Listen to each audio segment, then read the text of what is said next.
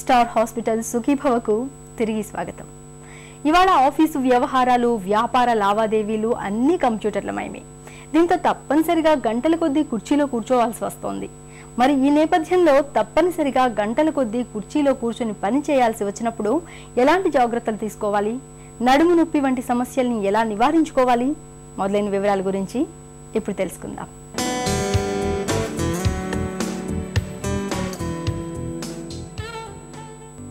మెడ నొప్పి, నడుము నొప్పి, భుజం నొప్పి, తుంటి నొప్పి, ఈ నొప్పులన్నీ కూడా ప్రధానంగా మన జీవన శైలిలో వచ్చిన మార్పుల వల్ల వచ్చి పడుతున్నవే.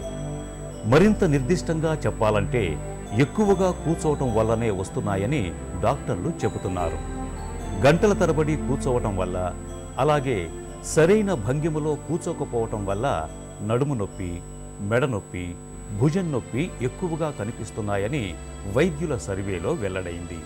ఎక్కువగా కూర్చుని ఉండే వారిలో కండర సామర్థ్యం బాగా తగ్గిపోవటం వల్ల ఎముకలు బలహీనపడటం, ఎముకల మధ్య రాపిడి పెరిగి రకరకాల డిస్క్ నొప్పులు రావటం మనం ఇటీవల సర్వసాధారణంగా చూస్తున్నాం. ఒక ఆఫీసులో 10 గంటలు కూర్చునే వ్యక్తి ప్రతి గంటకు ఒకసారి ఒక 2 నిమిషాలు లేచి తిరగాలి. దీనివల్ల మన రక్త ప్రసరణ పెరుగుతుంది, ఊపిరి ఎక్కువగా పీల్చుకోవచ్చు, కండల్లో కొంచెం చలనం కలుగుతుంది.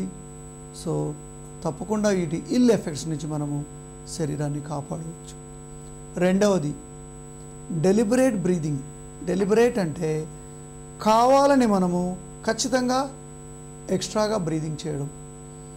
మీరు వ్యాయామాలు మానేసి ఇంట్లో కూర్చొని ప్రాణాయామం చేస్తారు కదా, దాని బదులు ఆఫీస్లో కూర్చున్న ప్రతి గంటకు ఒక 2 నిమిషాలు చూసుకోండి. అనులోమ విలోమ, కపాలభాతి, భస్త్రిక, ఏ విధమైన బ్రీదింగ్ మెథడ్ అయినా పర్వాలేదు, ఓ 2 నిమిషాలు ఉన్న కుర్చీలోనే చేయండి.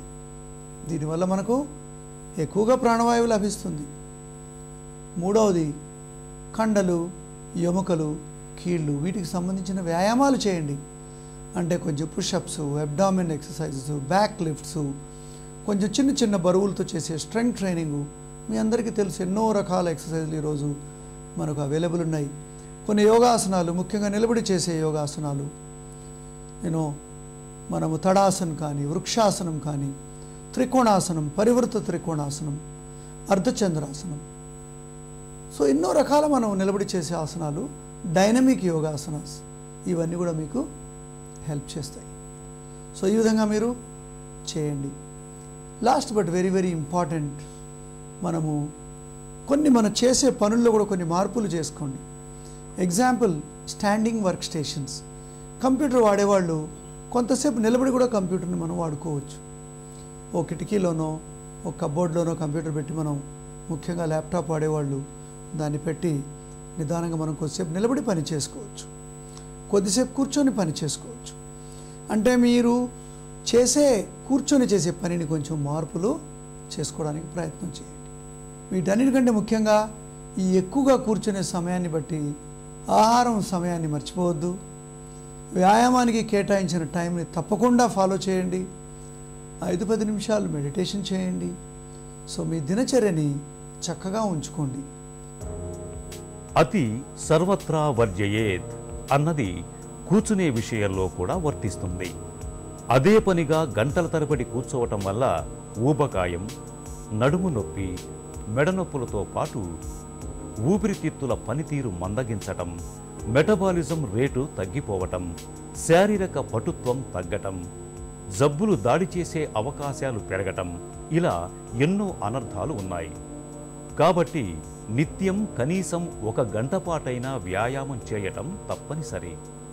ఒకవేళ ఎక్కువసేపు కూర్చోవాల్సి వస్తే ప్రతి గంటకొకసారైనా కనీసం 2 నిమిషాల పాటైనా పని నుంచి బ్రేక్ తీసుకోవటం, ఆ విరామ సమయంలో చిన్న చిన్న ఫ్లెక్సిబుల్ వ్యాయామాలు చేయటం ద్వారా అనారోగ్య సమస్యలను తగ్గించుకోవచ్చు. గంటల కొద్దీ కుర్చీకి అతుక్కుపోయి పనిచేయడం వల్ల వచ్చే కష్ట నష్టాలు, ఆరోగ్యాన్ని భేషుగ్గా ఉంచుకునేందుకు తీసుకోవాల్సిన జాగ్రత్తల గురించిన ప్రత్యేక కథనాన్ని చూసాం కదా. తిరిగి రేపటి సుఖీభవలో కలుసుకుందాం. మీ ఆరోగ్య సమస్యల్ని వెంటనే మాకు రాసి పంపించండి. మా డాక్టర్లు మీకు తగిన సలహాలు ఇస్తారు. మా చిరునామా Sukhibhava, ETV 2, Ramoji film city, Hyderabad 501512, లేదా sukhibhava@etv.co.in మెయిల్ చేయండి. మీ ఆరోగ్య సంజీవిని సుఖీభవ కార్యక్రమాన్ని ఇప్పుడు www.youtube.com/etv2india లింక్ ద్వారా వీక్షించండి.